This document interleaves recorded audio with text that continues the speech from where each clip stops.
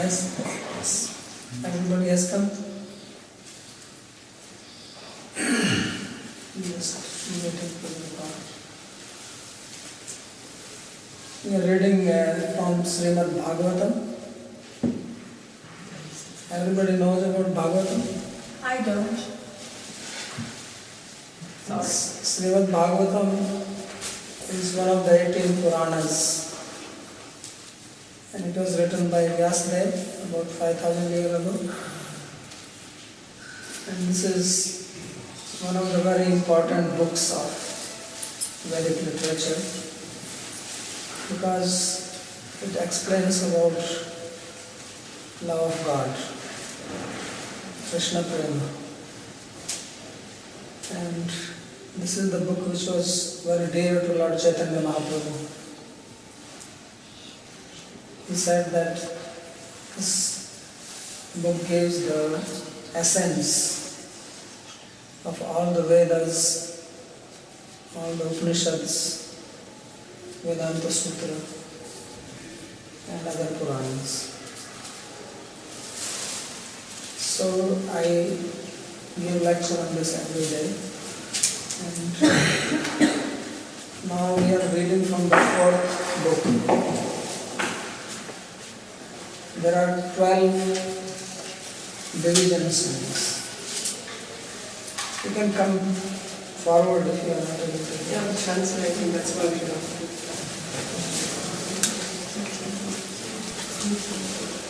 So this book is divided into 12 adhyayas or cantos.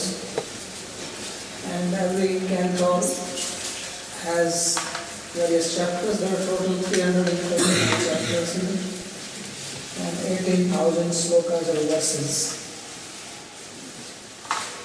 And this is the book which explains the stories of Lord Krishna in great detail, more than any other book. So specifically the devotees of Krishna, they read this book because it's all about Krishna.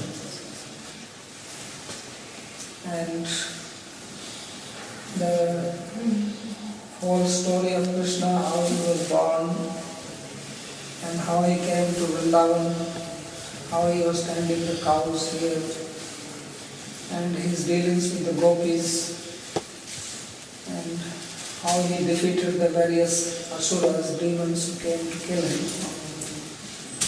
And then he went to Mathura, where he will go, I think, day after tomorrow, to see Krishna's birthplace, because he was born in a prison. His maternal uncle has put his parents in the prison, because it was predicted that Kamsa, the maternal uncle of Krishna, will be killed by the 8th son of Devaki, the sister of Kamsa. So all these stories are described. And these stories are very interesting because they all explain not only the story of history but the philosophy behind his activities. But to understand Krishna's activities, we have to study many things before. So his stories are described in the 10th book after the 12th. And first 9 books are talking about other avatars like Kapila, Prithu Maharaj. We are reading about. We just actually finished reading about Prithu. He was one of the avatars. And then in the 10th, the story of Krishna. And the 11th book is spoken by Krishna himself. Because we have Bhagavad Gita, which he spoke to Arjuna. He also spoke to his friend and devotee whose name was Uddhava. So that is called Uddhava Gita. And that is much more elaborate than Bhagavad Gita, goes into more details. Because Krishna, when he spoke Bhagavad Gita, he was in the battlefield and the time was not suitable to give a lecture. And it was not sitting in a classroom. But when he spoke with Uddhava, there was no such disturbance. So he spoke with much more composed and in a more detailed manner. It's very interesting.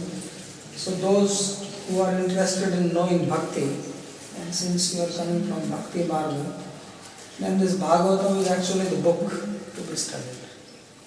Anything you want to know about Bhakti, that is being explained in this book.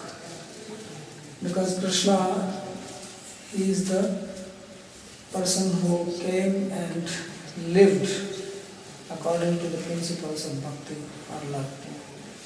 And then he came again as Chaitanya Mahaprabhu around 525 years ago.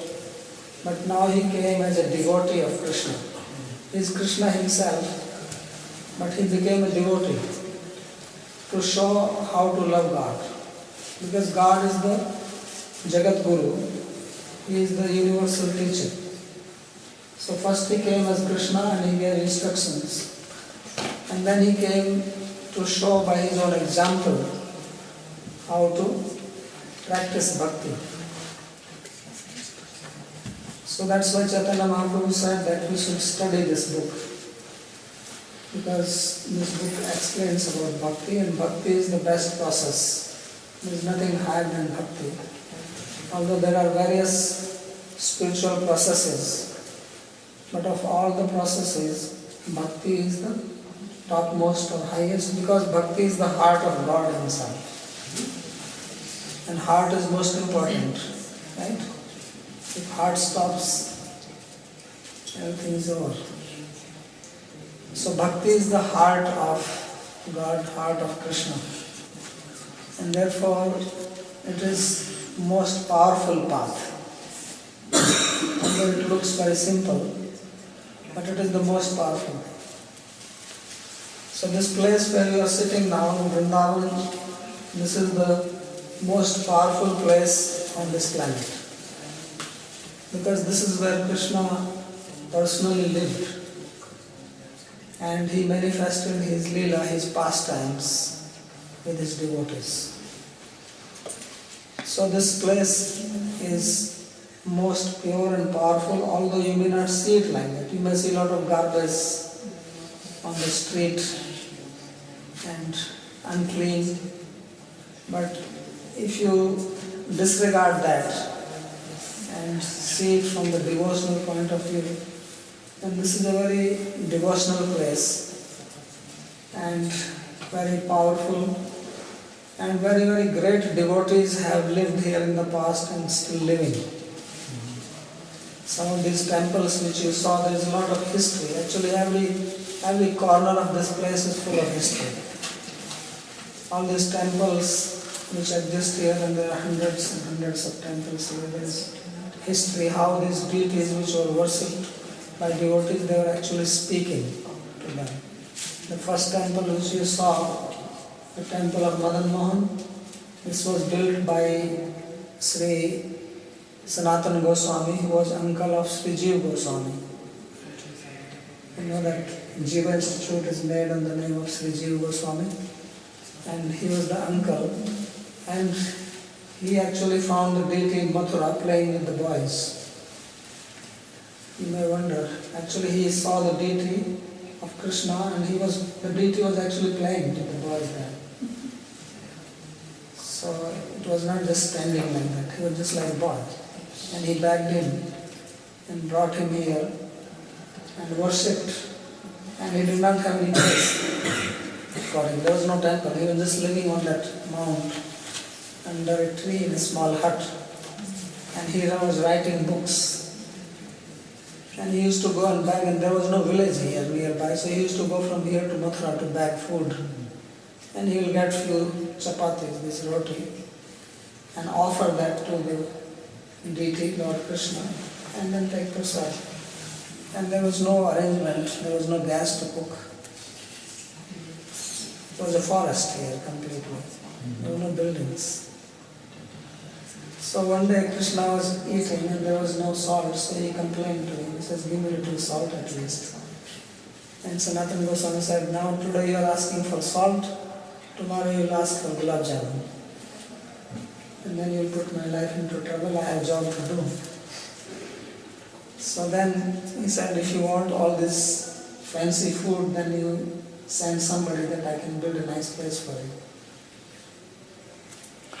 And what happened that there is a river. The river was flowing just in front of the temple at that time. Now it has moved and there is not much water. And there was one merchant who was going with a boat to sell something in Mathura. Mathura was a big city, famous city even in those days. So his boat got stuck right in front of the temple. And he tried and tried and tried, he could not move it. So he came out and he thought that let me take the blessing of this sadhu and maybe then my boat will move. So he came and he begged Sanatana Goswami that please help me. And he said, how can I help? If you need help, you can pray to Krishna. And the deity was just standing under a tree. So he prayed and then he went. Then the boat moved. And then he went and he sold his goods in Mathura and he got a lot of profit. So he came and he thought, because I got this profit because of the great temple for him. And that's how the temple was built for him. And like that there are stories about all the deities here, how they used to speak. I think he went to another ashram, it was closed, but in that ashram there is a small piece of golden stone, and that was personally worshipped by Chaitanya Mahaprabhu.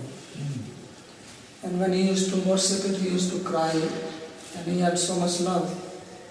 As is Krishna himself, he was holding the stone, the sila and it will melt because of love. So his thumb impression is there because he was holding like this. And these are not stories. So as we know that you might have heard that in love things can change. So even the sila was full of love and it will become soft. So you can actually see that. And there is another temple of Jiva Goswami where he was living. And Sanatana Goswami, when he became old, he used to do Govardhan Parikrama. Tomorrow you are going there.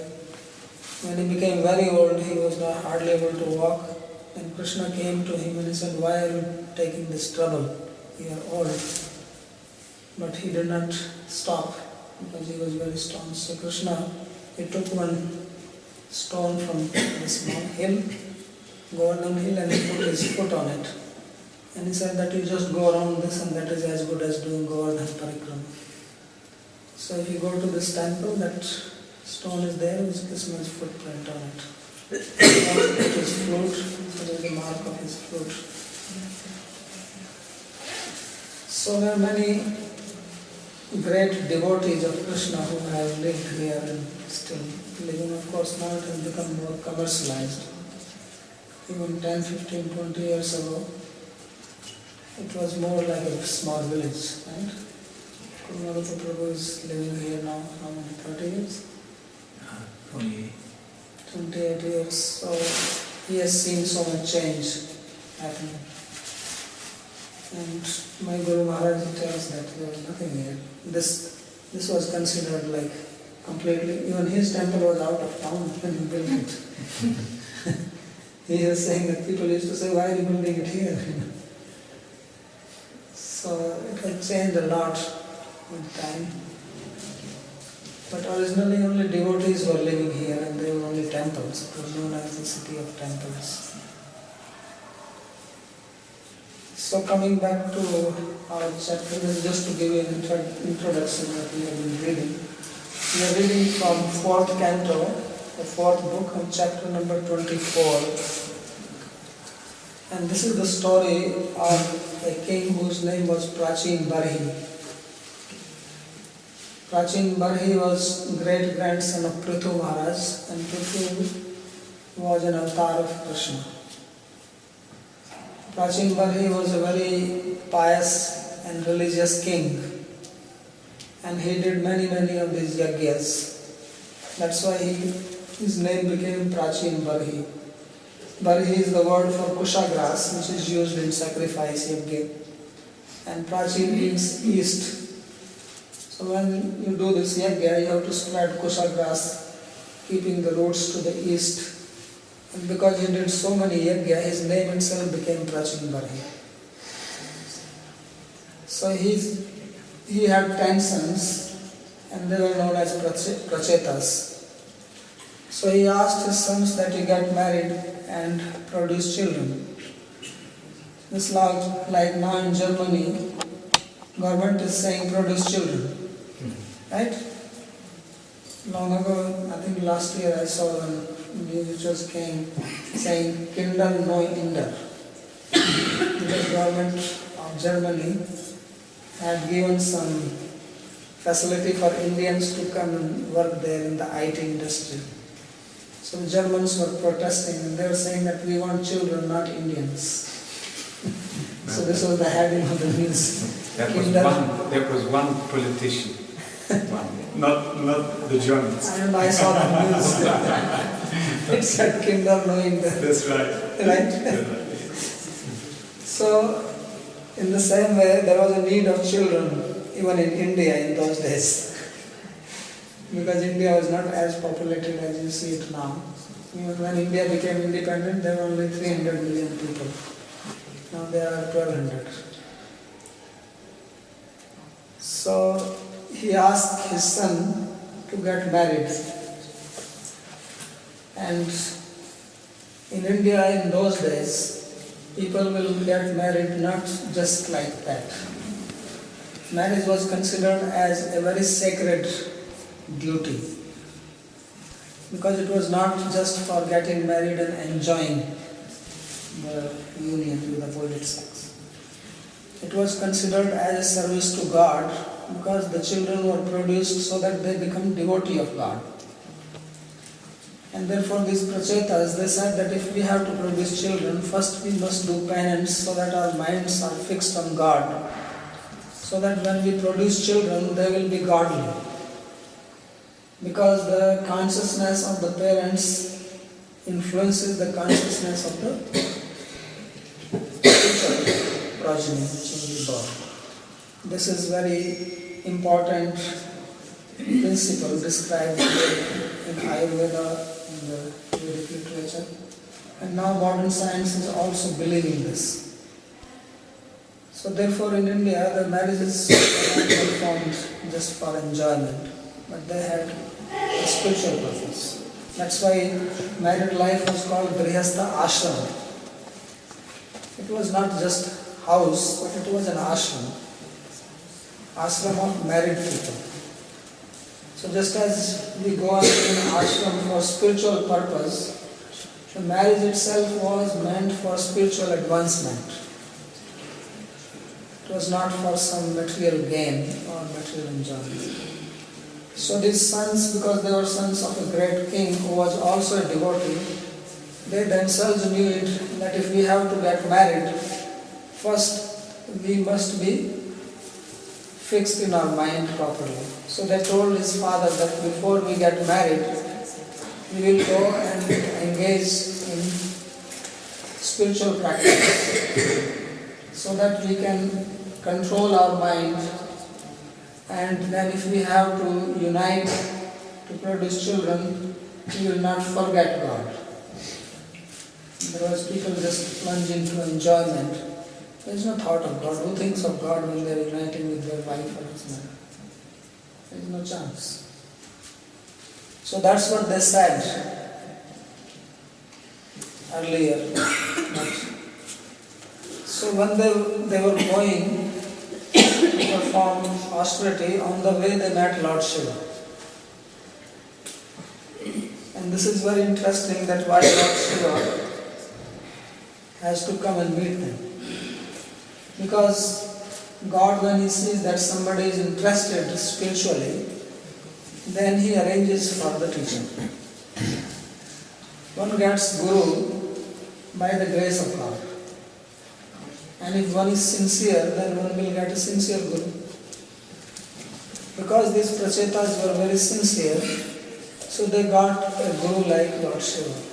Lord Shiva became their Guru because he gave them the mantra, the prayer to recite and taught them.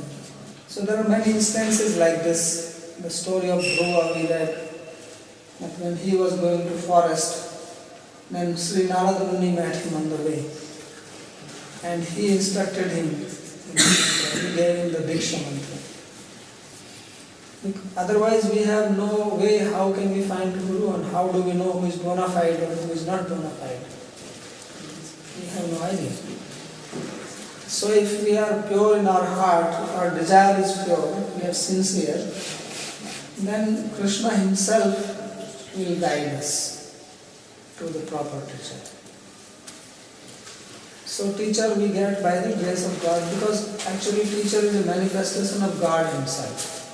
Krishna says in 11th chapter, 11th canto of this book, as I was saying that he is the speaker of 11th canto to Uddhava, he says, Acharya mam vijaniyat na mandete karichit na martya buddhya suyet sarva dev mayoguru.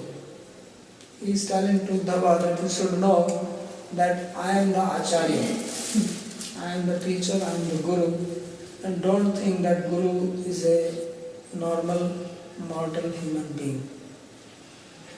Don't disrespect him.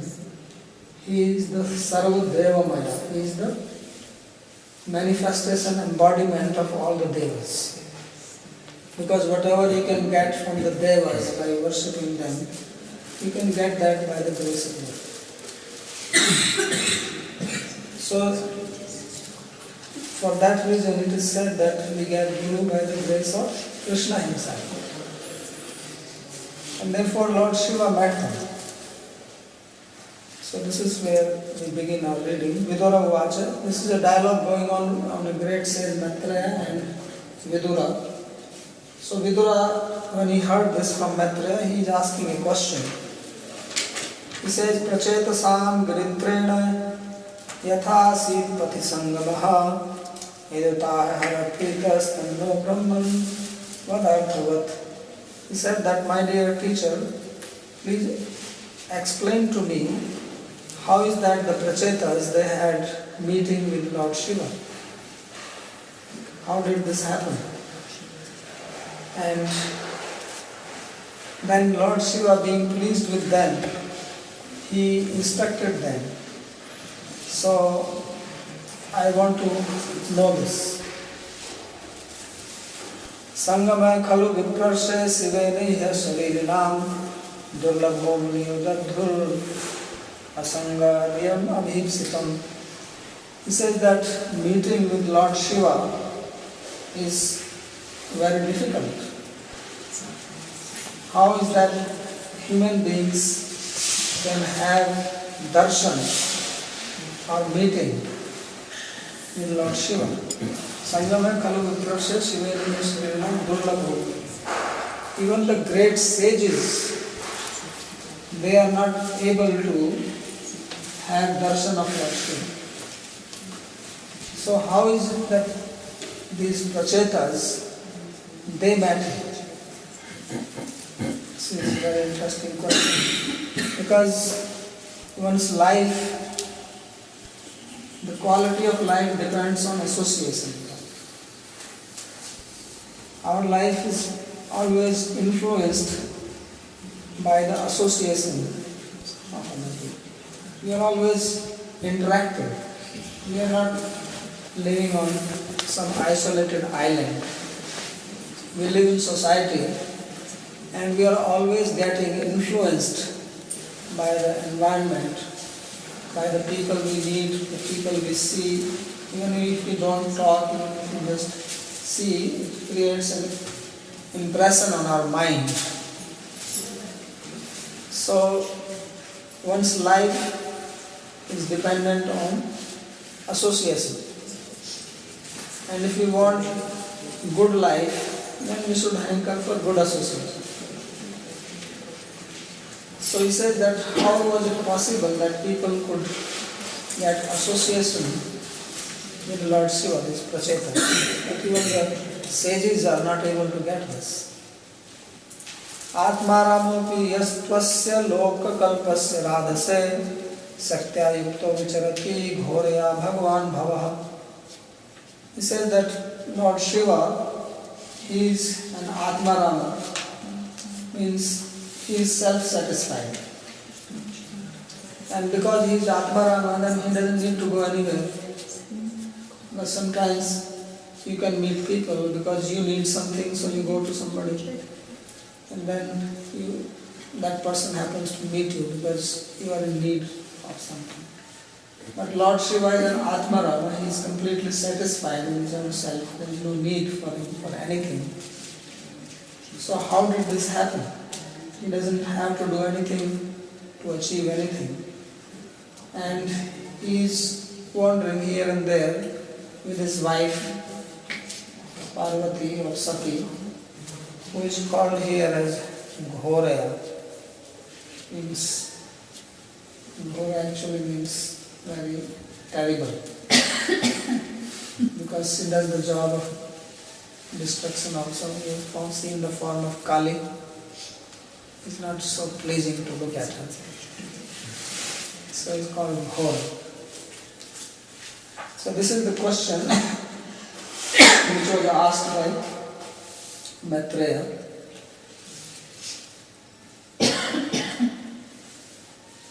There is a commentary here by Vishwanath Chakravarti Thakur, who was also a great devotee, lived here in Vrindavan. So he says that Kidrisha yaduktam girishena tadeva dhyan nasyam pritasin vacha asangat sangam parityajya sarvato bhavena praptu nishtamiyam muniyo. So he is making one very important point that if you want good association, then you have to give up bad association.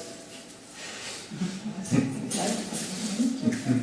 Not that you want to also go to the club Friday evening and then you also want to have association with some saintly person. So he says that you have to give up. Now giving up we can do. Association is not in my control, right? Whether I will get good association or not, that I can only desire. But bad association I can give up.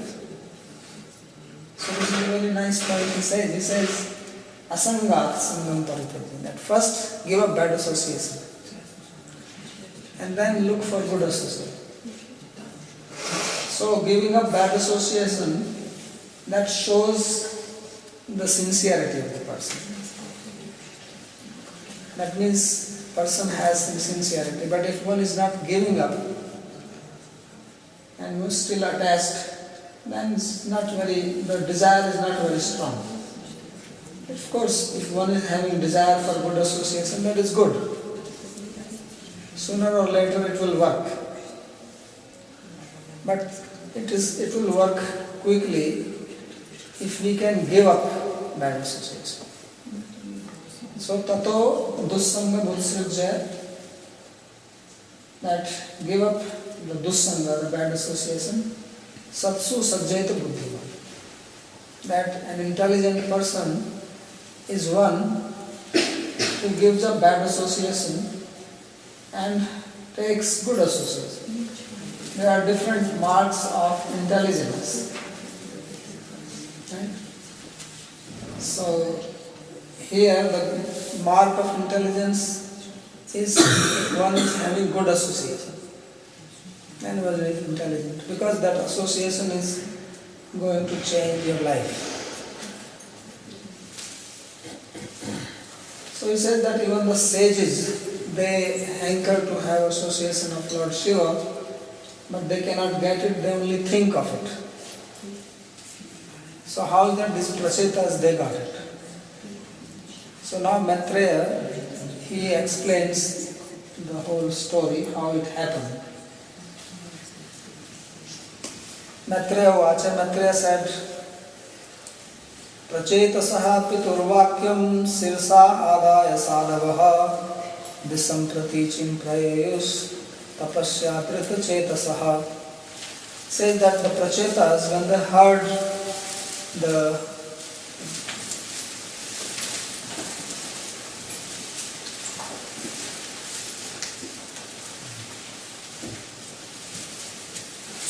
when they heard the statements of their father, then they accepted this order very honorably. In India, when you accept somebody's order, you say that he took the order on his head. So this is exactly written here in Sanskrit, Sirsha Adara. Sira means head and Adara, taking the order of the father on their head, which means accepting it respectfully. Sometimes you take orders, but inside you are not happy. You're thinking, why Swami is asking me to do this? So, not like that. They happily accepted it. In fact, they thought that they are fortunate that their father is asking them to do something to please him. So then they went to the western direction and tapasya adrita chetasa. Why did they go? Because they have decided that they will first engage in tapasya. Tapasya means controlling the mind, because mind is not easy to control. It's always running here and there and creating trouble for us. We want to sit down and do kirtan or chant or mantra, and mind has its own program. So tapasya is to practice how to fix the mind. And as I said, because they wanted to execute this order of procreation, so they first wanted to control their mind. Samudram upa vistirnam apasyan sumahat saraha mahanmanai vasvacham prasanna salilashayam. So they went to the west and they reached near to the ocean, because on the three sides of India is the sea. So they went to the west side and they came to the ocean, and they saw that there was a big lake there, huge lake near to the sea, and the lake had a very clear water, and it is described here that the water was so clear, just like the mind of a saint. So usually mind is full of garbage, more than what you see outside here. There's much more inside. But the mind of a saintly person is clean, because saint does not hold any envy or greed or lust or exploitative ideas. Saint means who works to help others, who is devoted to God, who is full of love. So that is clean. So just as you have seen that the lotus flower, it grows in the mud. So in the same way, the saint comes out from the same society which is full of garbage. It's like a lotus. So this way the example is given here that Mahan Manaiva Swacham Prasanna Salilasham. It was very clean water. Ashaya means heart, and Ashaya also means the bottom of the lake. So it was, that means you could see the bottom of the lake, the water was so clean.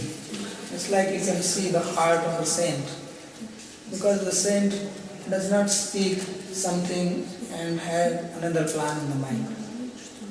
Vatsi anyat, mansi anyat, karmani anyat, duratmana.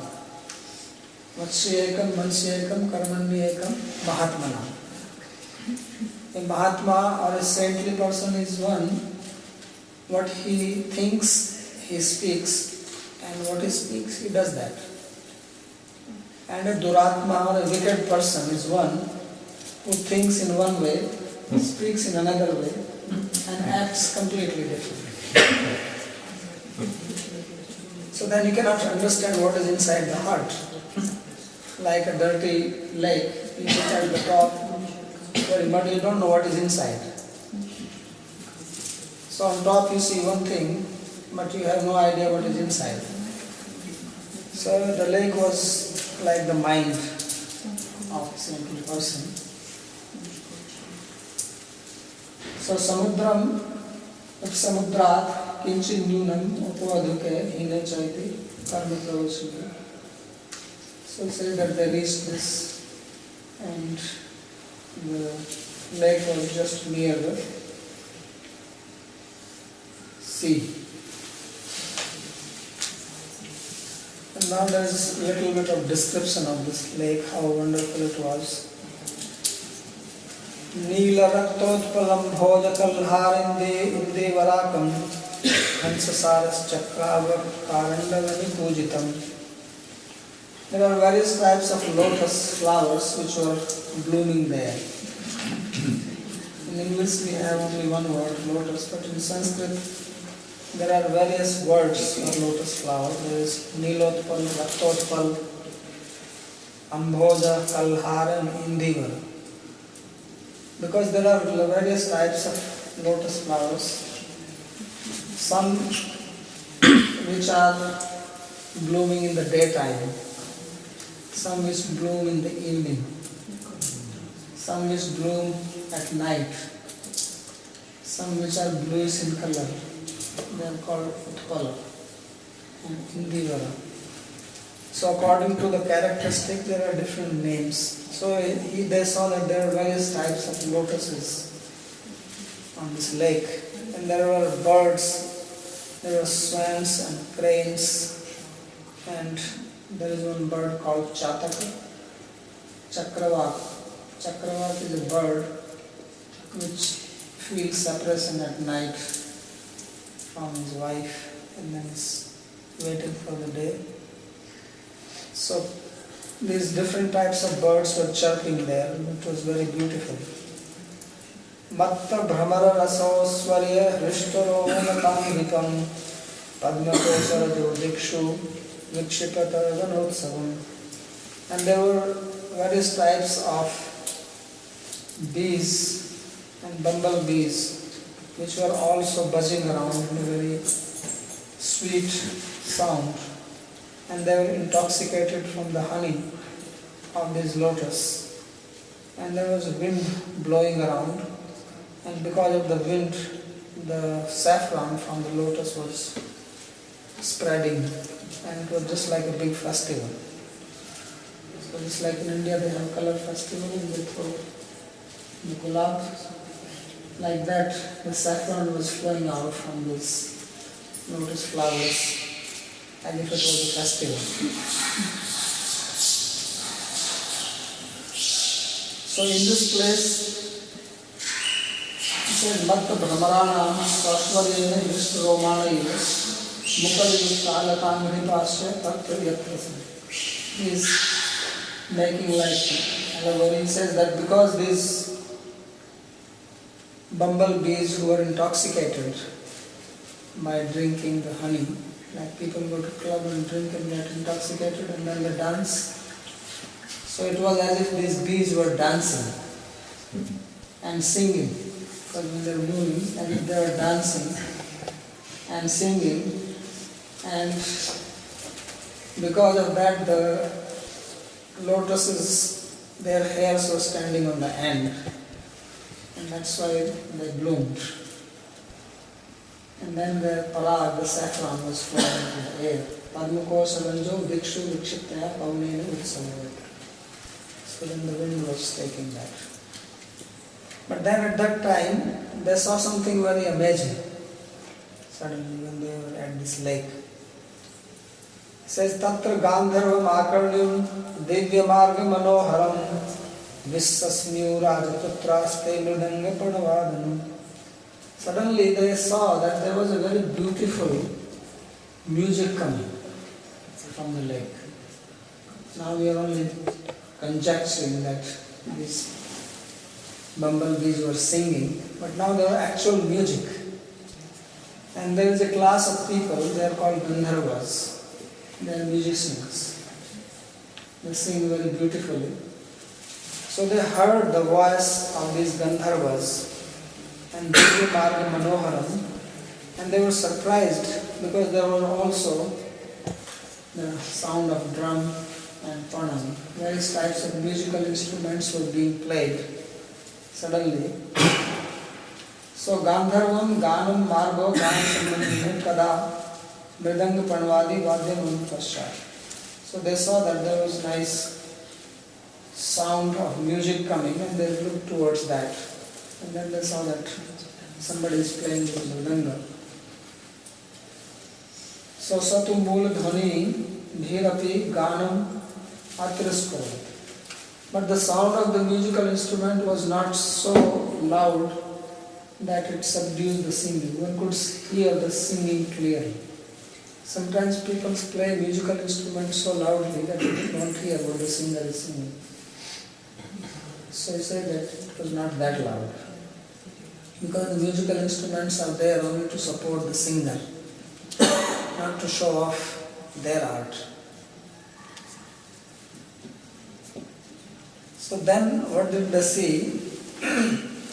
Tariyeva sarasas tasman niskramantam sahanugam upagiyamanam amar pravaram yudhanuvai. And then just then they saw that the best of the devas, who was being glorified by his followers, he was coming out from this lake. And suddenly Lord Shiva appeared from the midst of the lake. He went for swimming. Because in India it's hot. So when Lord Shiva goes swimming, but he goes swimming with the kirtan body. Even when he is swimming, he is hearing kirtan. So suddenly he is coming out of the lake. So you can imagine what a beautiful scene it must have been, because Lord Shiva is very beautiful. And he is emerging from the midst of this lake of clear water, all these beautiful flowers blooming. And there are people around him who are singing his glories in a melodious voice. So therefore they were all very surprised that is this real or surreal? Are we awake or we are dreaming? So then there is a description how Lord Shiva looked to them. Tapta hema nikayabham shitikantham trilochanam prasad sumukham viksha pranayurjata kautukaha. Lord Shiva's body appeared just like the molten gold. It was glowing. Gold is beautiful, but when it melts, then it glows even more. It radiates light. So his body was just like molten gold coming out, but his neck was bluish in color. So it is called Shitikantha. So you probably know the story why the neck is blue.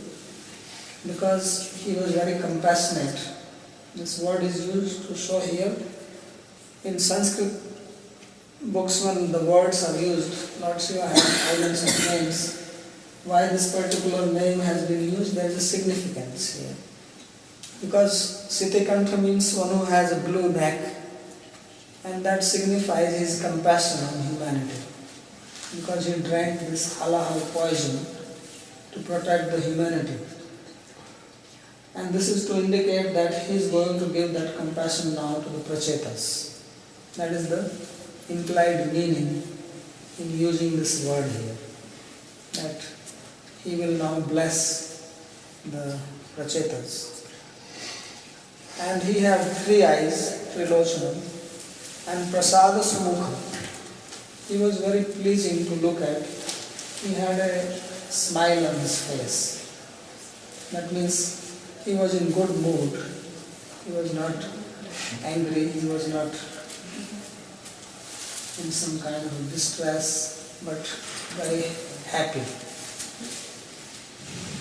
So when the prachetas, they saw him, they were very surprised and actually difficult to express. Various types of emotions came simultaneously. They had devotion for Shiva, they had this feeling of reverence, and surprise, wonder, and also some kind of confusion at what is happening. So all this combined together is called Jat Kautuka. So very inquisitive also. So in that mood they all fell down on the ground to pay respect to him. And when they were paying respect, then Satan Prapannarti Haro Bhagavan Dharma Vatsalah Dharma Gyan Shila Sampannan Pritaha Pritan Vacha. When they were surrendered like this, then Lord Shiva, who is called here as Prapanna Artihara, one who removes the distress of the surrendered. So that is also the meaning of the word Hara. Hara means one who takes away. So one who takes away the distress, the unhappiness, the disturbance of his devotees. So that Lord Shiva, who is called here as Bhagavan, the great, and Dharma Vatsala, he is called Dharma Vatsala, who is very affectionate towards religious pious people. As you know that Lord Shiva, he rides on a bull. So this bull is the embodiment of Dharma. These carriers or these devas, they signify something. It's not somebody is going on a bird, somebody is going on a bull, somebody on a buffalo. So this signifies something. It signifies that Lord Shiva, he moves on Dharma. That means if you are pious, if you are religious, if you are devoted, then you can meet him. Otherwise not possible. Just as Lord Vishnu, he goes on Garuda. So Garuda is son of Vinata, means humility. So you can meet Lord Vishnu if you are humble. Pranada Krishna. If you are proud, then God is very far away from you. So Lord Shiva here is called Dharma Vatsala. He is very affectionate towards those who are dutiful, pious, religious. So what he spoke, he was very pleased with the Prachetas. Why was he pleased with them? Because Dharma Gyan, who are the knower of Dharma. If Prachetas were not knower of Dharma, they will not come for this tapasya, this penance. If they were not Dharmagya, they will refuse the order of their father. If your father tells you get married, you say, mind your own business. And these days people say like this, what's your problem? It's my life. Don't interfere. I have my own life to live. So who cares for what father says? So they were not like that. Therefore they are called Dharmagya. They knew what is Dharma and they followed. That's why Lord Shiva appeared. And Shila Sampanna. Sampanna means wealth. What was their wealth? They are not carrying credit card with them. So their wealth was their good character. And that wealth nobody can take away. You have your credit card, somebody hacks your ID, and your money is gone. And these days, previously nobody could steal your identity. Now people can even steal your identity. We are so unsafe that even own identity is not safe anymore. So their wealth was shield, good character. No one can take this away from them. No thief, no dacoit, no rogue, no mugger. Nobody can take this. So therefore this is the real wealth. So here it is called Shila Sampanna, that they had the wealth of good character. And therefore Lord Shiva was pleased with them. So this verse although it's just telling the story, but it is also talking indirectly, it is speaking about the quality of a good disciple. Why was Shiva pleased? Because Shiva is like a guru to him. He is a guru. So he was Prita. The guru is pleased. Why is he pleased? Because of the good character of the disciple. They were so devoted, surrendered, well behaved, and knower of dharma. So why the guru will be unhappy with such a disciple? It's fortunate to have such a disciple. So he says, Prita, Pritan Vacha. And then the disciples, they were also happy to have a guru like this. Because the guru was already described. What is guru? Prapannarthi, one who is compassionate to the disciple. He says that Shiva is one who takes the stress of the surrender, means who is compassionate. And that guru is trying to exploit the disciple. But his heart is to do good to the disciple, to the student. So this is a good combination. When there is a combination of student and teacher like this, guru and shishya like this, then perfection comes, as we will read in this history later on. Then the flow of knowledge happens automatically. So, Sila Sampanna Dharmagya is the quality, and Dharma Vatsala, Bhagavan, Shiva means he is, because Guru is representative of that. Tadbuddhi Pranipati Pariprasna Seva, she says. So this is the meaning of why the word Bhagavan is used of Shiva here. So what did he speak to them? That is being described. Let's see what is the commentary here.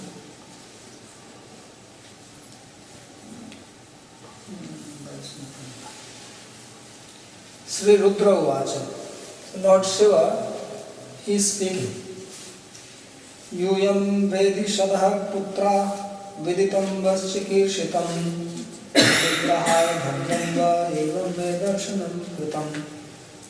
So he did not ask for their introduction. Who are you? From where have you come? What's your name? No, he's telling them. He said that I know that you are the son of Prachin Bani. Vedishana.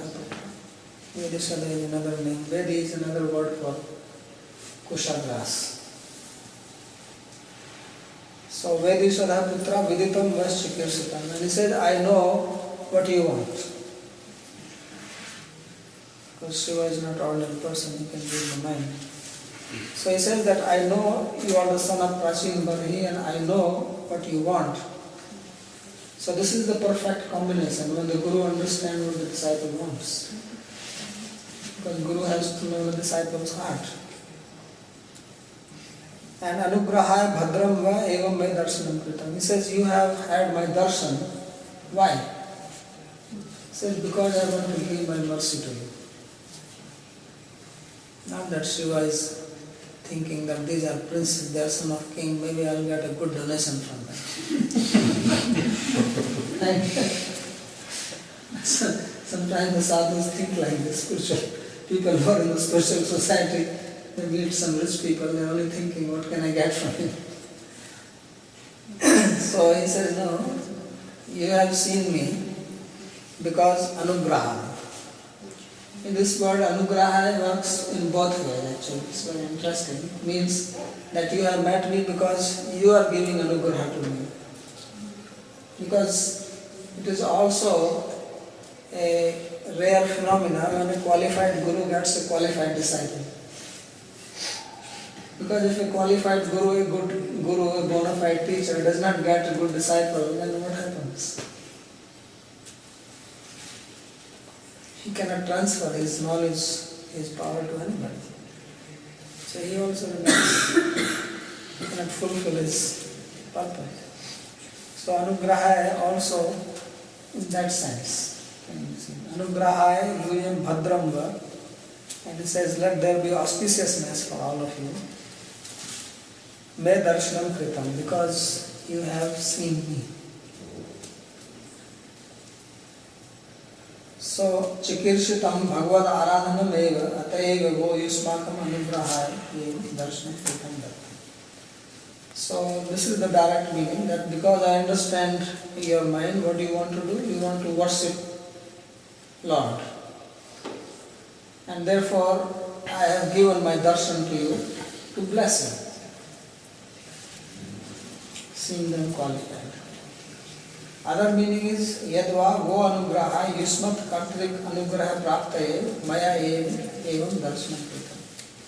Or to get your grace and appearing in front of you. It is also meaning. Because if he gives them the process and they follow it, then he is also in a way getting blessed, because he is bringing people to God. He is changing the life of these 10 people. So we all feel satisfied with that. And this is grace. Yadva go anugraha yusman anugrahitam yusmakam darshanam maya kritam. So third meaning is a combination of both. That to give blessing to you, I have taken your darshan. Not that I am giving. So then he says, Ya param brahma sa sakshat Trigunath Jiva Sangitat Bhagavantam Vasudevan Prapanna Sa Priyo Hime. So he gives the reason now why he wants to give his grace to them. What is the reason? So he says that Lord Krishna, who is also called Vasudeva, Bhagavantam Vasudevam Prapannaha Sa Priyo Hime. Says that one who is surrendered to Krishna, that person is very dear to me. So Lord Shiva, he is a great devotee of Krishna. He is always meditating on Krishna. And he likes Krishna devotees very much. So therefore we have a temple here of Lord Shiva in Vrindavan. It's called Gopeshwar Mahadev. So he is like the leader of the devotees, Gopeshwar. He is like the protector of devotees. So he says, Sa priye he may. He says, indeed, one who is devoted to Krishna, he is very, very dear to him. Because he feels very happy. If you love somebody, and then there is another person who is doing some service to the person you love, you like that person also. You'll be very happy. So because Shiva, he loves Krishna, then when he sees that somebody is devoted to Krishna, that makes his heart very happy. This is the nature of love. In the material world, people become envious. If one girl loves one boy and another girl also keeps her eyes onto this boy, and they become enemies, right? There is a rivalry. In the spiritual world, it is different. If some gopi is loving Krishna and another one loves, then they are so happy. So this is the distinction between material love and the spiritual love. In spiritual love, there is no scope of such envy or rivalry. Because why we have to be envious? If somebody is worshipping Krishna, then we should feel very happy. So Vaishnava becomes thrilled, ecstatic to see another Vaishnava. That is the meaning that have good association. They hanker for such association. So this Lord Shiva therefore is informing us that this is the quality, the character of a real devotee. Not seeing another devotee, you are feeling why this guy is more than me, or having more followers, or having more than me. You feel happy that he is the person who is actually surrendered to Krishna and is doing such nice service. So let me take benefit of this association. So Yapara Ramhasa Sakshat Trigunat Jeev Samhita. So this Bhagavan, he is supreme. He is beyond this material nature. He is beyond the conditioned souls. And he is full of all the powers. So anyone who is devoted to that says that makes me happy, and therefore I am here to bless you.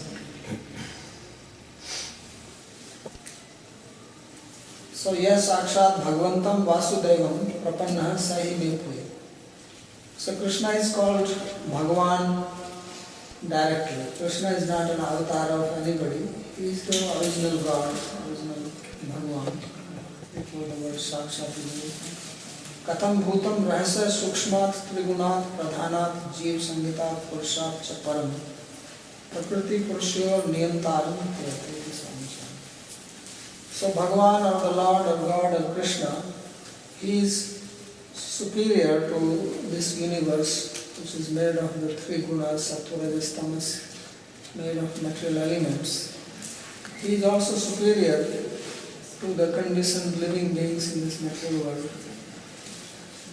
He is the controller of both of them. Or the meaning is Trigunaat Maya Shakti hai Jeev Sangitat Jeev Shakti cha Raha Sarva Durlakshya Yat Nirgunam Brahma Tasmat Param. Another meaning is that there are living beings, the individual souls, the Atmas, and then there is the Nirguna Brahma, the impersonal manifestation of God. So this Brahman is not easily understandable or easily attainable, and therefore that is called here as Ramhasa.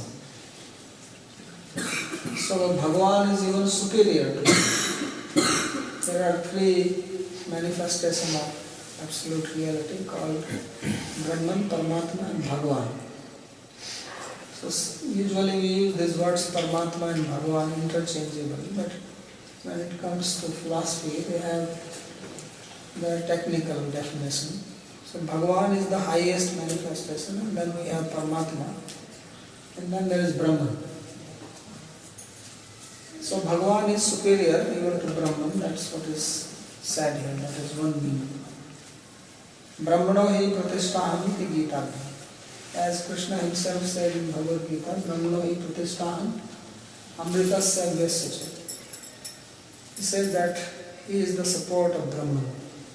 Just as we have sun, and from the sun, the sunlight is coming and spreading all around. So Krishna is like the sun, and sunlight is like the Brahman, Brahman Jyoti. So the light is dependent on the source. Like that, Brahman is dependent on Krishna. Therefore, Krishna is superior to them. यह साक्षात प्रपन्न न तो कर्मार्पण द्वारा न भी देवतांतर भक्ति ज्ञानादि व्यवधान इत्यादि. So this surrender to God can be direct surrender or it can be indirect surrender. Direct surrender is when you directly worship God, chant His mantra, kirtan. And indirect is that you perform work according to the karma yoga principle and then offer the results to God. That is indirect. So he is saying that those who are directly surrendered, or there are some people who surrender to other gods. There are people who may worship other devas, and then through that they surrender to God, or follow the path of Jnana. So he says that he is very happy with those people who are directly surrendered. And because Prachetas were like that, therefore he says that I am very pleased with you. So then he continues to speak. In the next verse he is going to talk about his position in comparison with Brahma and Lord Vishnu. So that we will read tomorrow. That's what we If there is any question or comment on this.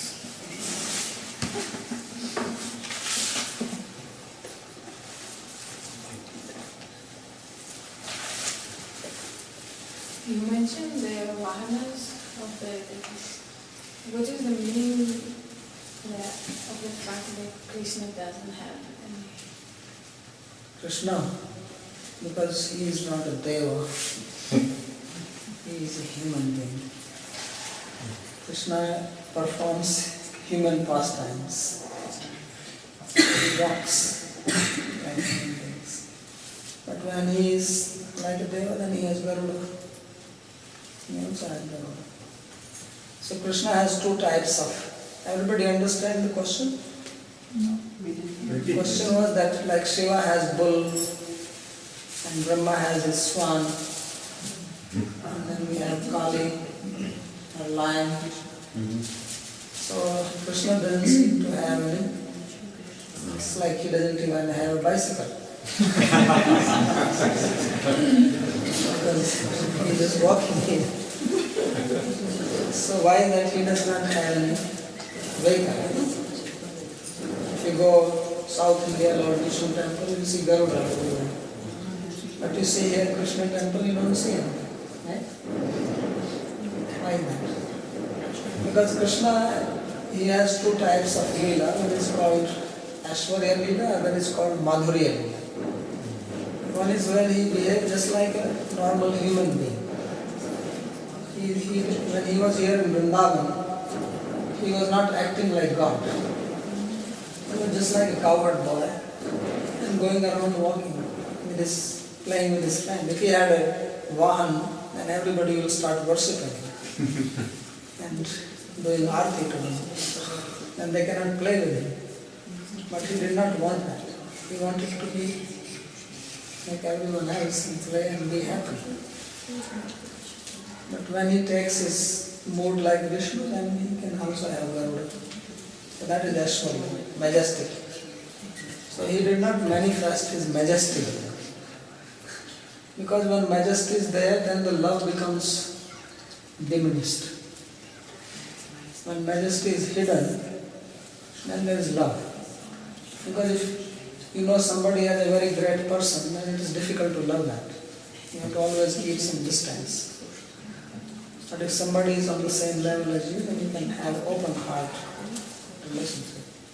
So Krishna did not want that anybody keeps distance from him, thinking he is God or he is great or anything. Although he did many wonderful things, but Brajvasis, they used to think that some of our deities, they help him when he does this. So they did not think that he is actually powerful like that. Because they had so much love for him that they didn't want to believe that he is God.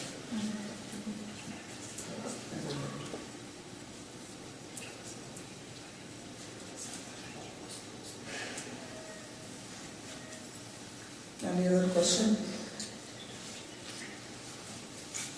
Today we went to see some temples in Vrindavan, and at one point some kind of sadness came in the heart of the people because they were thinking, how is possible in a place which is so holy and so wonderful place where Krishna was playing can be kept like that, and basically it seems that everything is covered by garbage, all the situation that we have now in Yamuna and so. So all the heart of the devotee, they became sad from that. Yeah, this is a very sad situation. And we also feel sad for that. And what can we do? It's basically our own mistake. It's not this garbage is not coming from another place. It is we who are creating it. And there is garbage outside when there is garbage inside. You have heard of this word GIGO? The computer language, they say garbage in, garbage out. So because people's mind have become corrupt, even those who are living here in Vrindavan or born here, So that corruption manifests outside also. Always like that. So unfortunately, the devotion which was manifest here in this place once upon a time is not same at present. People are coming, not previously people came here only because of bhakti to Krishna and no other purpose. But now people are coming with different ideas. Many people are coming here just to do business because it's a very growing place for economy. So then they don't care for this. They are only interested in money, nothing else. And then ultimately everything depends on education. So there is no culture of education at present in Vrindavan. Previously when people like Jiva Goswami and Virat, this commentary of Krishna, hundreds of such great persons who lived here, they were all highly educated in the scriptures. They had faith in scriptures, they studied, they followed, they realized, and they discussed, they wrote on it, they spoke, they taught it. But at present, hardly anybody is interested.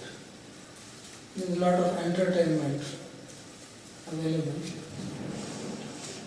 But at least my own experience, which is very sad, which makes me sad, that there is no culture of studying the Shastra. And if we don't study Shastra, if we don't hear, then we don't have faith in God. Then we just do things in a routine manner. Everything becomes a ritual.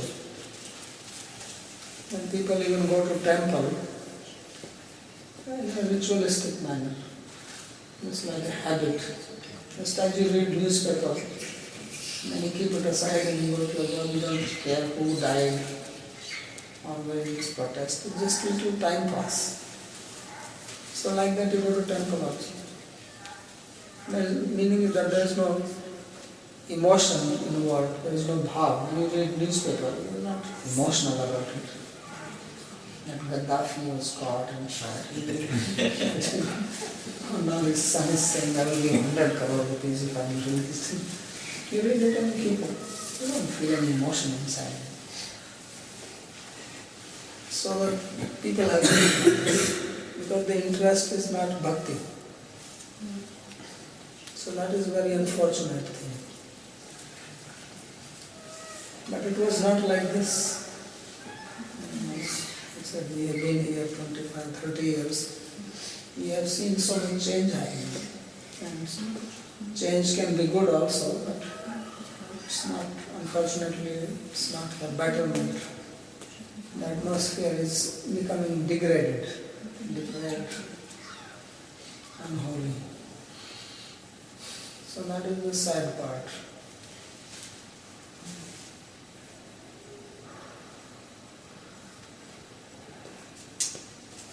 Yesterday, Babaji, I was on a job walk and I noticed as I was walking through certain areas that there's piles and piles of plastic and garbage everywhere. And then I saw this dog and this cow struggling to have a piece of this chapati that had a little something on it, I don't know. And I was thinking, there it is.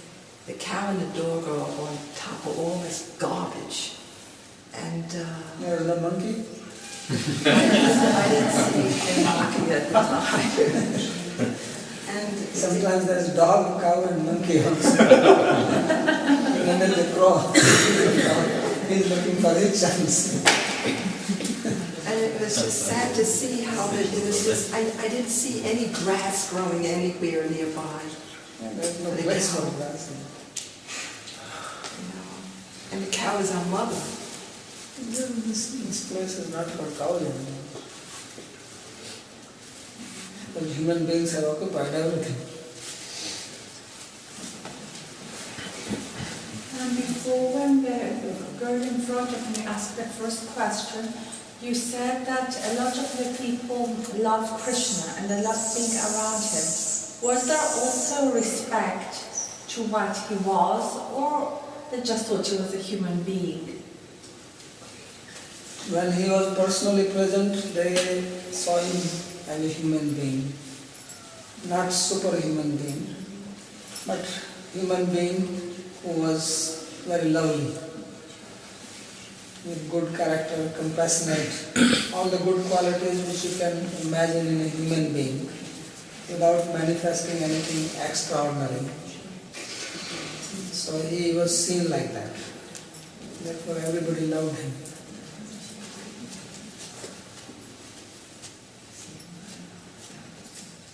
Although he did perform some superhuman acts,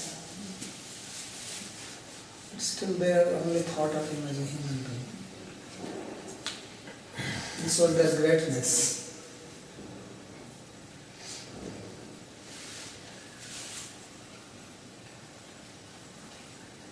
Concerning the environment that we are in and see so much garbage in this sense, I think the world always has two sides, the outside and the inside, and it's not always so that the outside represents the inside. I mean, for us as a community of spiritually orientated people, we can be aware of darkness, but for our own community, we want to have enlightenment. That means when we close our eyes, we can have inner experiences that are completely in opposition to that what surrounds us. Yeah, that is a good point he is making, that although whatever you see may not be very pleasant, but still Vrindavan, the inner Vrindavan is inner Vrindavan. That cannot be touched by any garbage. But nonetheless, it does not mean that we should neglect the external. It is also nice to maintain it, because after all Krishna personally walked on this earth and he was here. It is a place which belongs to him. So it will be nice to see it also clean externally. Although internally it is a spiritual place and no material thing can contact it. No matter how much we see garbage or things we don't like. The inner is inner, but everybody also cannot get into that mood. So the external is also important. Because we go from external to internal. Otherwise, why even we come here? Because internal is available everywhere. And it's also how you explain about Vrindavan, your time when you were young, when you used to come here. Yes. And now, Yes, so much change. Babaji explained how when he was young, he used to swim in the Yamuna. Yeah, we could drink this water. Where we used to go. We used to play kabaddi here. You know, kabaddi is a game, Indian village game. You play it on the sand. There are two parties, you just draw a line in between. And one team on the other side, and then this side, and you go from this line to the other side, and you have to say kabaddi, kabaddi, kabaddi without breaking the breath. And you touch somebody from the other side and run to your side. And if they catch you, obviously you cannot hold your breath, then you lose the point. So we used to go, because this place is called Raman Reti. The name of this area is Raman Reti. Reti means sand, and Raman means play. So this is Krishna was playing himself here. So we have seen that now if you go to that area, apartment and garbage.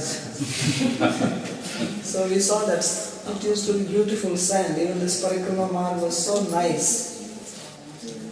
Many of us have seen that. There were only gardens. Outside Parikrama Marg, there was no building.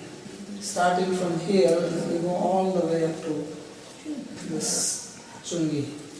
There were only gardens, gardens, gardens, gardens. It's so beautiful, and it was sand, and you walk on that. And you could feel that mood of Babaji. But now, those of you who have not seen, it's difficult to experience. You go to the Bagicha. Yeah, so that you went to that my other place. There are all places were like that only. That building in the front was full of trees. There was no building. Building to the right, there was no building. To the side, there was no building. There were all trees there. And within 10 years, everything gone. My question is about Vishnu incarnation. During Krishna time, Krishna was full avatar, but Vyasa was living with him and he was also Vishnu incarnation. How God incarnate?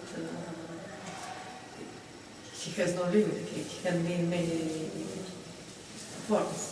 But it was only Vyasa in Krishna time, or somebody else was also part of Vishnu? No, Vyasa was at the time of Krishna. Yes, but he was also Vishnu. Yes. So what is the question? The question how, if it was only Vyasa, or it was somebody else around Krishna, that was also Vishnu, part of Vishnu. Well, there are different things. Part of Vishnu, we are also part of Vishnu. There's a difference between avatara and being part. Every one of us are part of Vishnu. In Gita, Krishna himself says, Mamaiva Niso Jiva Loke, Jiva Bhuta Sanatana. Amsa means part. He says that every living being is my part. So avatara is more than being just a Vyasa part. was avatar. Vyasa is an avatar. And he was only one during Krishna. No, there are also Narayana avatar still living in Badrinath. And they are not visible to us. Parshuram is also avatar, he is also living. So Now. many avatars are still many available, I mean, not available but still existing. It means that Vishnu manifests himself in many avatars. You can manifest. At the same time. Yes. No problem.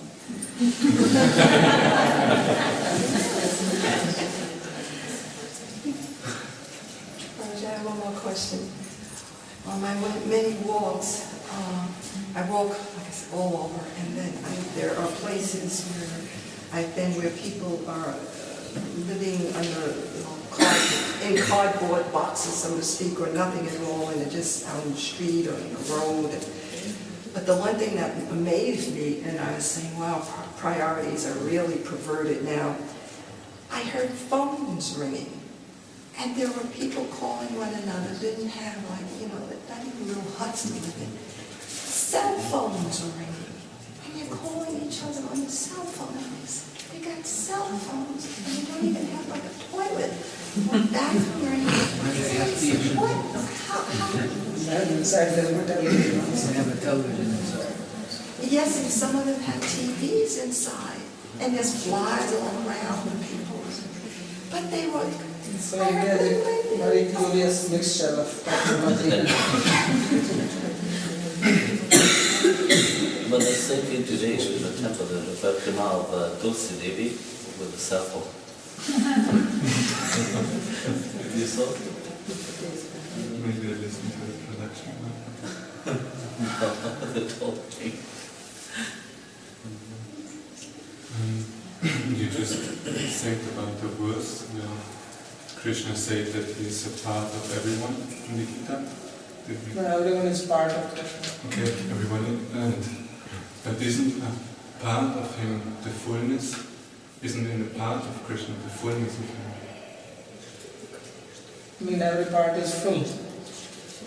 Not necessary. That's what I'm saying. It depends what kind of part. He has one part which is full. Those are the avatars. And these living beings are not complete full like that. They're like just a ray from the sun. It isn't like to pray Purnamaram. Doesn't it mean that in the smallest part there's the fullness. But Purnavadam is not referring to the jivas, to the living beings. Otherwise there is no need for doing any sadhana or anything when everybody is perfect. And everybody is unlimited, complete. And there is no need for any one of us to do any spiritual practice to attain perfection. Because we are only perfect. That was the case. That was the case. If that were the case, Ah. but that is not the case. Because the living beings here in this material world, they are covered by Maya. And if everyone is complete, it cannot be covered by Maya because Krishna is not covered by Maya. So because we are all in avidya, covered by Maya, that itself shows that we are not like him.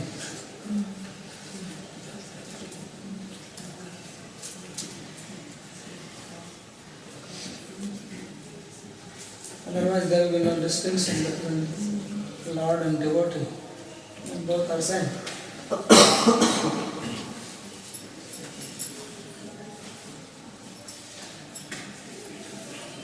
So he manifests different powers.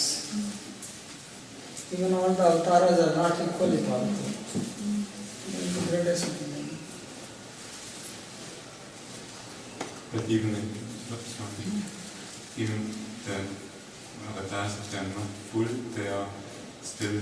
Yeah, they are not same powerful as Krishna. Krishna is one Bhagavan. And all the others are all avatars, they are Vishnu, they are worshipable, but they don't have the same power or same quality as Krishna. Otherwise there will be no difference then. So he manifests different levels of powers. So Lord Ram is not same as Krishna. But does that mean that Lord Ram is less to worship than Lord Krishna? Not less. His devotee is going to worship him in the same way. But there are certain things which are possible with Krishna, they are not possible with Ram. For example, if you want to have a relationship of husband and wife, you cannot have that with Lord Ram. Because he is ek patni vrata. He only has one wife. And he had a lot of trouble even maintaining one wife. Right? He could not maintain one wife. And on the other hand, Krishna, when he was in Braj, he had thousands of girlfriends. Right? And then when he went to Dwarka, he had thousands of queens. At least 16,000. So even now, if somebody wants to have that kind of relationship with him, then it is possible with him. But not with any other man. So Krishna has some special character which does not fit in others. In other words, the limit of love which can manifest with Krishna is not same as it can manifest with Ram or Nrsimhadev. Now if you see Nrsimhadev, he is very furious. With Lord Ram, you can even maybe joke a little bit. Try to do that with Nrsimhadev. He's going to give you a slap. So with him, you have to always stand like this. So there is a gradation of love. In other words, love is of two types. One is pure love, where there is no sense of this being God. That's what I said before. You just love him for the sake of love. When it comes to Ram and others, then there is a sense of godliness comes. And because of that, there is a sense of fear and reverence and distance. You cannot jump on the shoulders of Ram, but you can do that with Krishna. You play with him, kabaddi. So that kind of intimacy, in other words, the level of intimacy starts decreasing when you come down from Krishna to Rama to Nrsimha.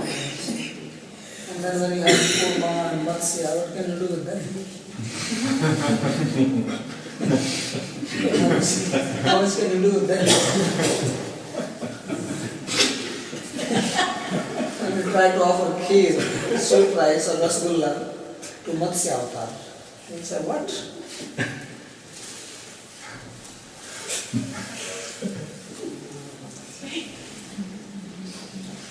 So the level of intimacy shows the greatness of the avatar.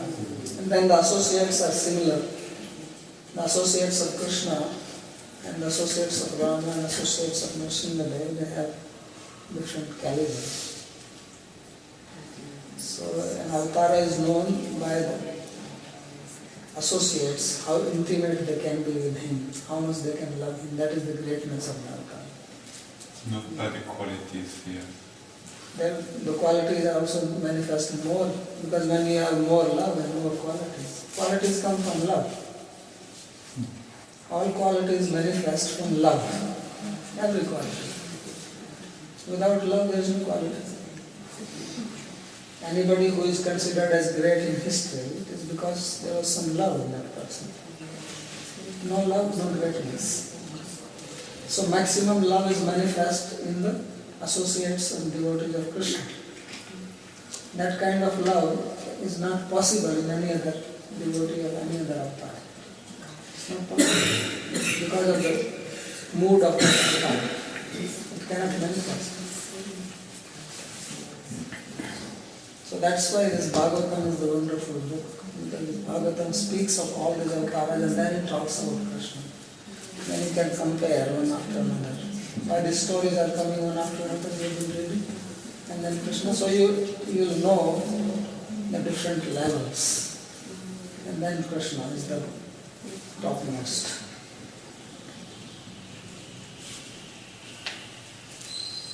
So that's why he is called Krishna. Krishna means all attracted. He attracts everybody. No restrictions. Others have a name like Rama, Nrsimha, Rama means beautiful, like that, that's fine. But not all attracted.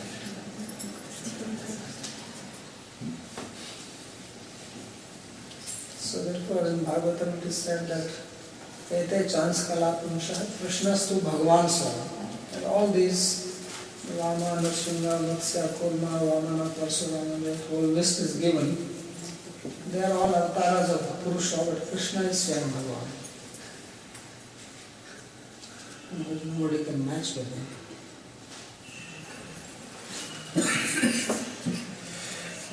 Not many people worship Krishna directly.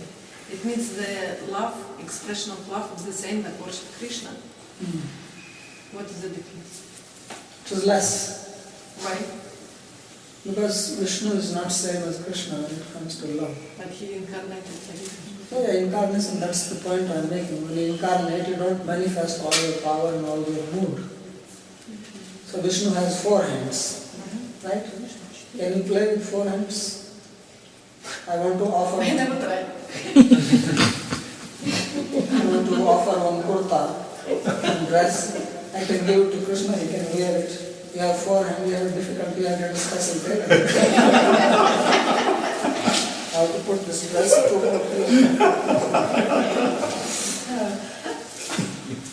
and by seeing 4, you're always reminded that he is more than me. Right? There's always a feeling of reverence because this guy has something more than you.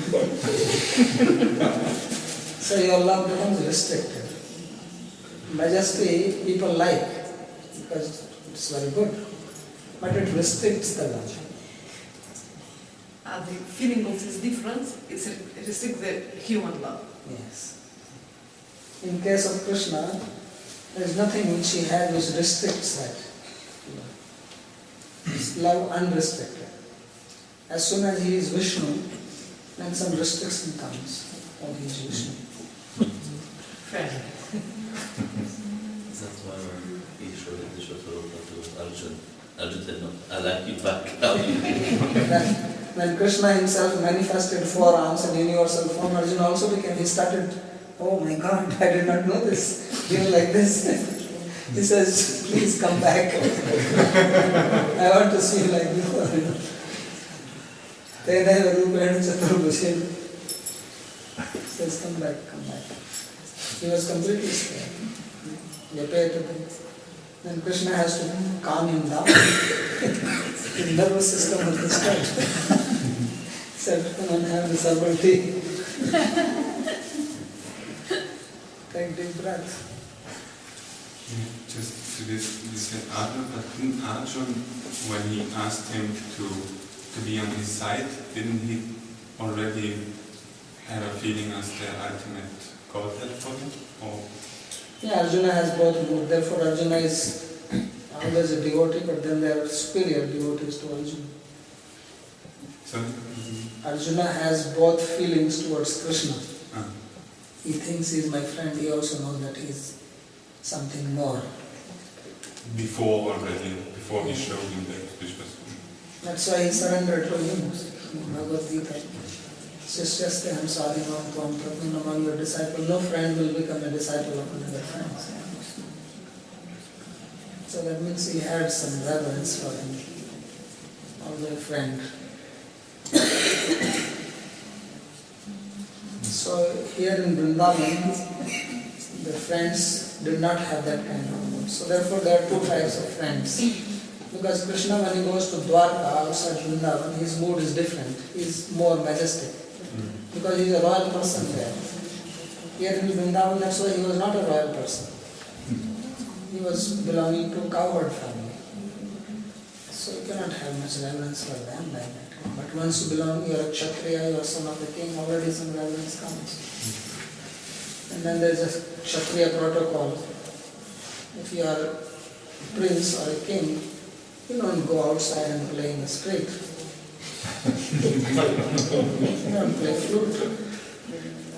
Right? And then so what kind of a king is he? He's walking on the street playing flute. He doesn't know the manners. So like Queen of England, when she goes out, she has to go out with a little bit of and show. And everybody is watching. And then, so in Vrindavan, Krishna is not like that. So he has peacock feather, nothing fancy, everything from the forest, garment. When he goes to Dwarka, he has also weapons with him. Yeah, he's a Kshatriya. Krishna's father, Nanda Maharaj, was a king. What king? He was a chief. This king does not mean that kind of king. He has only cows. That is There are no horses, That no kawaii. was a real king, that we think. This is the chief of the cowherds. Otherwise, how is that Krishna was hanging this thing on the Saptasura? He was hanging in the cart. King's children don't hang in a bullock cart. This ability of being like a friend or seeing Krishna just as human being shows a more purity of the devotee. Not purity of the devotee, but it shows the purity of the devotion. If one has that. And of course the devotee is also there. But it has not to be taken cheaply. Why I'm saying that sometimes people, they don't understand. As far as we sadhakas are concerned, we have to know that Krishna is God. Otherwise we will just undermine his position. But then when you advance and you come to the state of love, then this feeling gets subdued. So in that sense it shows the purity. But to begin with we have to have, because this sweetness, this madhurya is situated on Aishwarya, the foundation in Aishwarya. It's not that Krishna does not have Aishwarya, but he does not manifest it to his devotee. It's like somebody is a prime minister of a country, when he comes home, he's not behaving like a prime minister to his little son. If he does that, then son will be scared. So in the home, he's just like, the wife is also just like getting upset and maybe shouting at him. But if she is always aware that he is a prime minister or a presidents, he cannot shout at him. He will always remain in fear that he can throw me away. But wives of presidents don't feel like it. When Ronald Reagan was the president, his wife's name was Nancy. Whenever Ronald Reagan went to speak somewhere, she will always write, if she was there on a small piece of paper, she will write KISS and give the slip to him. So one day another person was sitting there and he saw this and he said, wow, you have such an intimate relationship that even when he's going to speak, you're writing kiss to him. So he said, no, it does not mean kiss, it means keep it short, stupid.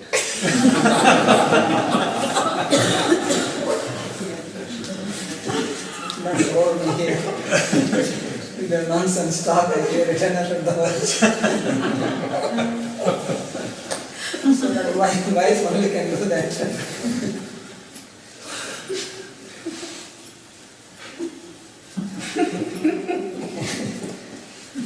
So we'll stop here. Thank you.